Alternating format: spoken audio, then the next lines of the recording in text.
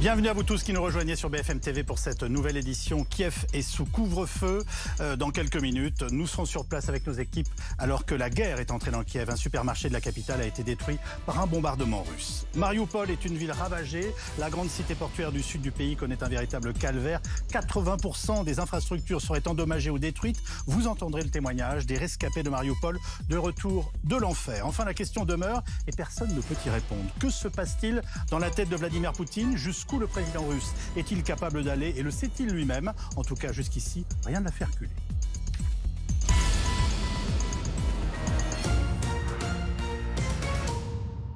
Kiev s'apprête donc à connaître un nouveau couvre-feu. Nous serons dans la capitale ukrainienne dans un instant, alors qu'une frappe contre un centre commercial la nuit dernière a fait au moins 8 morts. Nous retrouverons également notre envoyé spécial à Zaporijjia.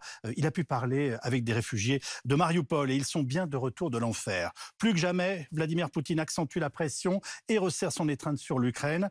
Jusqu'où peut aller cette stratégie de l'horreur qui vise régulièrement des civils? On en débat avec Michel Goya, consultant défense de BFM TV, Ulysse Gosset, éditorialiste politique international de notre chaîne, Thomas Flichy de La Neuville, professeur des universités, titulaire de la chaire de géopolitique à la Rennes School of Business. Vous êtes un spécialiste de la civilisation russe. Enfin, Pierre-Henri Chuet, qui est ancien pilote de chasse dans l'aéronavale française, auteur du livre Au-delà du cockpit. Mais d'abord, direction Kiev. Bonsoir Clémence Dibou. Nouveau couvre-feu dans la capitale ukrainienne. Clémence, vous vous êtes rendue notamment aujourd'hui sur les ruines de ce centre commercial bombardé et le bilan est très lourd. Oui, bilan très lourd, 8 morts annoncés par l'AFP et effectivement des dégâts un peu partout autour du parking. Plus aucune voiture, il n'y avait plus que des carcasses calcinées et des débris de voitures sur des centaines de mètres à la ronde et un bâtiment complètement explosé et tout autour des habitations avec des vitres soufflées et puis des habitants qui découvraient leurs habitations en se demandant comment ils allaient faire. Parfois certains logements n'étaient plus habitables et donc effectivement ils ont dû partir, trouver un autre moyen. Pendant qu'on vous parle, on va rentrer vers l'hôtel parce qu'en fait ce couvre-feu qu'il a été instauré dès ce soir 20h jusque mercredi matin 7h, donc on va quitter la place Maïdan et on va rentrer à notre hôtel juste là-bas. Et pour continuer effectivement sur ce couvre-feu décrété par la mairie de Kiev, un couvre-feu de deux nuits, une journée. Pourquoi un couvre-feu? L'armée ukrainienne explique, comme la semaine dernière, ce couvre-feu qui avait déjà été instauré, que c'est plus simple pour l'armée ukrainienne de pouvoir opérer dans les rues de Kiev la nuit, la journée, quand il n'y a pas de civils. Leurs deux priorités à l'armée, aux soldats ukrainiens dans la ville de Kiev, c'est d'abord d'essayer de localiser des infiltrés russes qui seraient déjà sur place au nombre de 1000 dans la ville principale d'Ukraine, dans la capitale de l'Ukraine. Et puis aussi, principal objectif, c'est de pouvoir intercepter les missiles russes avant qu'ils n'explosent. Souvent, ce sont des débris qui s'abattent sur les résidences et qui font des dégâts. C'est les deux missions de l'armée ukrainienne. Et donc, c'est pour ça qu'il n'y a plus le droit de sortir à partir de 20h, donc tout à l'heure, heure ukrainienne, jusqu'à mercredi matin. La seule exception, c'est si vous rentrez de chez vous, si vous sortez de chez vous pour aller à l'abri anti-aérien le plus proche, c'est tout. Sinon, la police vous renvoie chez vous. De toute façon, on commence à entendre déjà des bombardements, des explosions au loin sans savoir exactement ce qu'il en est. Donc, on va aller rentrer à l'hôtel. 20h en Ukraine et donc 19h à Paris pour ce couvre-feu qui est réinstauré. Clémence Dibou avec Camille Fournier en direct, vous l'avez entendu, de Kiev. Michel Goya, on va faire un point complet d'offensive russe dans quelques minutes, mais faisons tout de suite un gros plan sur Kiev. Des bombardements de plus en plus nombreux et de plus en plus massifs. Quelle est la stratégie? Alors, très clairement, c'est une stratégie de pression de la ville. Terreur? Oui, de pression, on va dire. Et apparemment, on en parlera, mais les Russes n'ont visiblement plus les moyens, ni même du coup l'intention de s'emparer de Kiev, au moins à très court terme.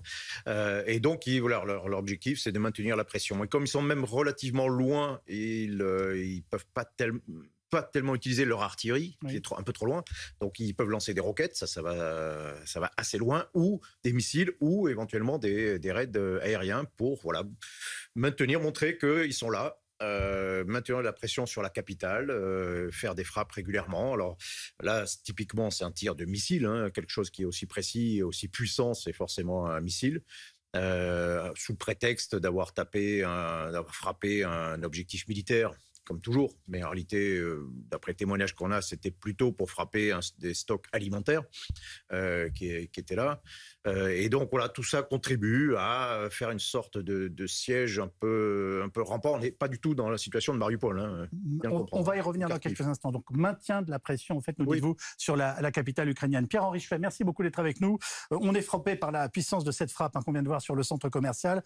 Un cratère béant, des vitrines pulvérisées. Ces images nous renseignent sur l'armement utilisé. Alors c'est de l'armement lourd. Alors, ce qu'il faut savoir, c'est qu'à l'heure actuelle, les Russes, qu'est-ce qu'ils utilisent depuis le début du conflit? C'est un peu toujours la même chose. Donc d'un côté, vous avez des missiles balistiques. Donc le missile balistique, il est initialement propulsé pendant les premières minutes de vol. Il va sortir de l'atmosphère, il va monter très haut et après il va redescendre, accélérer. Souvent sortir plusieurs sous-munitions et impacter. C'est assez dur à intercepter à cause de la vitesse. Vous avez également, on a vu des missiles de croisière qui, eux, sont subsoniques, se baladent plutôt à basse altitude, viennent et après, vers la fin, montent et accélèrent. Donc tout ça, c'est un peu des frappes en profondeur. On peut même tirer à plusieurs centaines, voire milliers de kilomètres. Et après, derrière, vous avez vu, on en a vu certains, des bombardements depuis des avions, donc depuis la 3e dimension, principalement depuis des avions d'attaque au sol. On a également vu des tirs de roquettes depuis les hélicoptères. Et après, derrière, comme le disait le colonel, vous avez également l'artillerie. Mais là, c'est clairement de l'armement très lourd. Après, à savoir si ça a touché certaines choses, du gaz, des munitions stockées, on ne sait pas. Je n'ai pas l'information qui pouvait être stocké là et ce qui a fait des explosions secondaires. Mais clairement, on est sur de l'armement très puissant, donc probablement, voilà, peut-être du missile balistique dans un cas comme ça, mais c'est dur de se prononcer sans voir les morceaux au sol. Alors, on voyait, nous, les images pendant votre intervention. Et justement, nous, non spécialistes, hein, on a l'impression qu'il y a une surenchère permanente des Russes dans l'utilisation de ces armes de plus en plus puissantes. Ce week-end, la Russie a revendiqué des tirs de missiles hypersoniques contre un dépôt de munitions dans l'Ouest et contre un dépôt de carburant à Mykolaiv. L'utilisation de cette arme est-elle avérée, selon vous ? Il y a eu de la communication dessus, on n'a pas vu de photos de l'impact. En même temps, sur Twitter, le gouvernement russe a communiqué sur l'utilisation de cette arme, a mis des images d'une autre frappe. Donc je ne peux pas vous dire à 100% c'est avéré. Les Américains ont néanmoins communiqué sur le fait que pour eux, il y avait eu utilisation. Et quand on voit le nombre d'avions américains en l'air, le nombre de systèmes de surveillance, on peut donc se dire du coup que c'est le cas. Après, ce qu'il faut savoir, c'est que cette surenchère, l'utilisation de ce missile qui pourrait aller, le Kinjal, entre Mach 8 et Mach 12, qui serait non interceptable, eh bien, le fait de l'utiliser, ça donne des informations justement aux Américains qui surveillent, à l'Occident, et ça permet de renforcer un petit peu le côté savoir, le côté intelligence, l'intel, comme on dit, pour justement trouver des remèdes face à ce type de missile. Quelles sont les particularités des missiles hypersoniques, Michel Goyard ? Ok, ça va très vite. Ça reste dans l'atmosphère. C'est manœuvrable jusqu'à la fin et c'est en fait très difficilement interceptable. Actuellement, on ne sait pas trop comment arrêter ça. Mais ce qu'il faut bien comprendre, c'est que pour frapper... On ne sait pas aujourd'hui les intercepter ? C'est très difficile. C'est-à-dire que vous avez, entre le moment où vous détectez le missile qui est largué par avion et sur le radar, le moment où il atteint sa cible, il se passe quelques minutes, hein, et ce, sur des centaines de kilomètres. Il va peut-être jusqu'à 2000 kilomètres. Mais il faut bien comprendre que pour frapper un dépôt de munitions en Ukraine, ça ne sert à rien, quoi. C'est gâcher un armement ultra sophistiqué et très coûteux pour faire de la démonstration, en réalité. Ça, c'est fait pour... C'est de la communication et on veut terroriser, tout simplement. Oui, non, ça, c'est fait pour frapper un objectif militaire puissant, un porte-avions, par exemple. Ça, c'est typiquement une cible pour ce type de missile. Vous avez vu que les Russes prétendent ce soir qu'ils visaient en fait des munitions dans cette... Oui, non, mais toujours. Ils vont toujours dire que c'est un objectif militaire. Vous trouvez ça normal? Nous, ça continue de nous surprendre. Non, mais ils vont toujours le dire. Ils vont jamais dire qu'ils frappent un objectif civil délibérément, quoi. Et ce qu'il faut bien comprendre, c'est que tous ces missiles peuvent, par exemple, porter des armes nucléaires. Des munitions nucléaires. C'est donc un arsenal qui est stratégique, qui est très important pour les Russes. Ils en ont à peu près 1500 missiles de tout type, balistiques, de croisière, etc. Et ils en ont à peu près consommé 700, 800 dans cette guerre. Donc ils ont cramé la moitié de leur stock. Je vous ai oui, tout à fait. Et ce qui prouve à la fois les difficultés d'utiliser d'autres moyens et en même temps, ils ont quelques semaines d'emploi encore possible de missiles à ce rythme, en tout cas. Thomas Flichy de la Neuville, Poutine est en démonstration de force permanente et il a besoin de l'être en permanence. Oui, alors on a évoqué les missiles hypersoniques. Il y a aussi des planeurs hypersoniques que les Russes peuvent utiliser. Ces planeurs qui rebondissent à travers les couches de l'atmosphère et qui tombent tel le faucon sur la proie avec une très grande vitesse. Démonstration de force, peut-être on l'a vu à Mariupol, où le siège de la ville et la pression exercée sur cette ville était aussi un signal pour d'autres villes ukrainiennes. D'autant plus, d'ailleurs, ces démonstrations que le haut commandement russe a été ciblé. Il y a à peu près 20 généraux russes qui sont actuellement sur le terrain, et selon les Ukrainiens et les Occidentaux, 5 généraux et un amiral auraient été éliminés. Alors, se serait-il trop approché du théâtre des opérations parce qu'ils connaissaient des difficultés? Est-ce qu'ils auraient fait l'objet de frappes spécifiques? C'est ce que prétend en tout cas l'entourage de Zelensky. Michel Goya, l'armée russe, elle en est où sur le plan technologique? Parce qu'on voit des choses parfois qui peuvent paraître très contradictoires. C'est qu'on voit des armes là qui nous stupéfient par leur modernité. En même temps, on a l'impression de voir aussi des chars qui datent des années 70. Oui, les deux, mais... Les deux, mon général. Donc. Les deux, mon général, oui. Et c'est peut-être un peu le cas aussi pour nous, au passage. Mais non, mais l'armée russe, c'est une armée qui était une armée en transition en réalité, qui était en train de se transformer, qui était en train de se moderniser techniquement, mais tout en conservant d'énormes stocks de l'armée soviétique, des stocks qui étaient modernisés. Ce que l'on voit sur le champ de bataille, les chars que l'on voit sur le champ de bataille en Ukraine, ce sont des T-80. Et le 80, c'est un peu l'indication de l'époque à peu près. Donc des chars modernisés ou des T-72 encore plus anciens qui sont voilà, mais c'est donc globalement c'est assez ancien avec parfois des émergences de systèmes très très perfectionnés. Quel est le propos de Vladimir Poutine? J'étais quand même très marqué de ce que vous disiez il y a quelques instants sur BFM TV en nous disant il a cramé, je reprends le terme que vous avez utilisé, la moitié de ses missiles. Je vous ai bien compris, mais c'est... Oui, alors ça peut à la fois signifier qu'il y a une certaine difficulté à utiliser, par exemple, les forces aériennes. Le ciel est dangereux pour les avions russes, on va le dire simplement comme ça. Que ces avions russes eux-mêmes manquent de munitions de précision. Donc si on veut faire des frappes très précises, c'est compliqué. Donc il vaut mieux utiliser des missiles qui, eux, sont précis. Alors ça coûte infiniment plus cher, c'est beaucoup plus sophistiqué, mais c'est plus précis. En revanche, ça ne tape que sur des choses fixes, sur des grands bâtiments, des choses comme ça. Donc il y a une difficulté à employer l'arme aérienne. Il y a un système de défense aérienne, on l'a un peu évoqué, pour Kiev, qui est très efficace, le système S-300, qui est capable d'intercepter des missiles et qui est capable donc aussi d'intercepter les avions. Et puis, ce qu'on appelle en basse couche, il y a une multiplication ce qu'on appelle les manpads, des systèmes de tir portables, et qui peuvent tirer en gros jusqu'à 4000 mètres d'altitude. Pierre-Henri Chuet, on a beaucoup parlé des fameux drones turcs. Quel rôle joue-t-il? Alors, c'est les drones TB2, effectivement, utilisés par les Ukrainiens. Mais il n'y a pas que cela. Il y a également, par exemple, des drones de fabrication ukrainienne. Il y a le drone qui s'appelle The Punisher, qui a été fabriqué à partir de 2014 par des militaires ukrainiens, qui fait à peu près 2,2 mètres de large, qui peut emporter, lui, 3 petites bombes de 1 kg.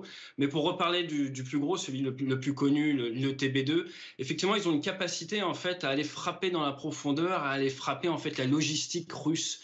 C'est-à-dire que ils peuvent encore être mis en œuvre aujourd'hui, ils vont pouvoir se faufiler derrière, ils ne vont pas être détectés forcément par les défenses sol-air russes, et ils vont réussir à faire des frappes ciblées.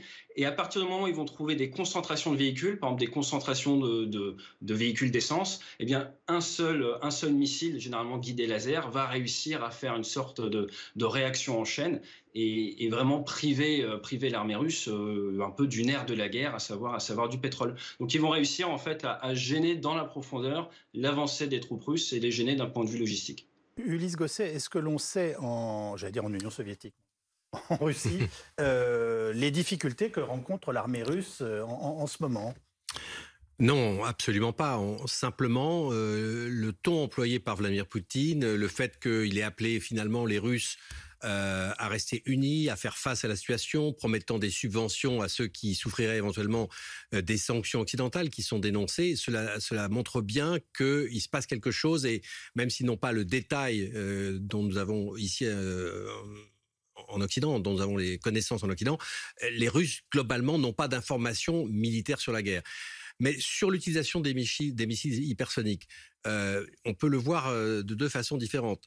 Un, c'est effectivement une façon de vouloir impressionner les Occidentaux, en disant la Russie tant décriée, avec un PIB aussi faible que celui de l'Espagne, est capable de technologies de pointe qui peuvent atteindre l'Ukraine, mais pourquoi pas aussi les pays de l'Alliance Atlantique. Et la preuve, c'est ce missile qui a été employé pour la première fois au monde dans un conflit. Donc c'est quand même une première. dramatique, mais c'est le cas.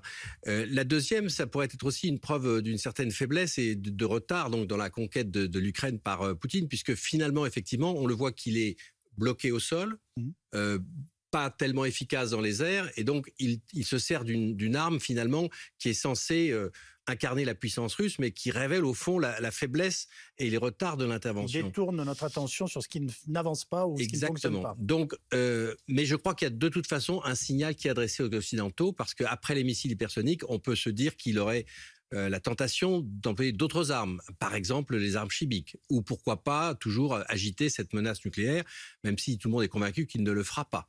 Néanmoins, en montant dans l'échelle de graduation de la sophistication des armes, on voit bien l'intention de Poutine qui est de dire à chaque fois aux Occidentaux « j'irai jusqu'au bout et j'atteindrai mes objectifs par la négociation ou par la guerre ».